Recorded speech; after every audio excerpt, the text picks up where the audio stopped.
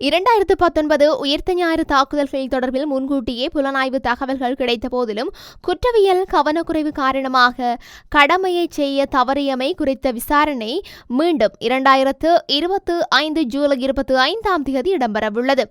கொழும்பு மேல் நீதிமன்ற trial at பால் மூவர் கொண்ட நீதிமன்றம் இதற்கான திகதியை அறிவித்துள்ளது. பாதுகாப்பு அமைச்சின் முன்னாள் செயலாளர் ஹேமஸ்ரீ பெர்னாண்டோ மற்றும் முன்னாள் போலீஸ் மா அதிபர் பூஜித் ஜெயசுந்தர ஆகியோருக்கு எதிராக தாக்கல் செய்யப்பட்ட வழக்கின் விசாரணை நேற்று இடம்பெற்ற போதே இந்த திகதி அறிவிக்கப்பட்டுள்ளது.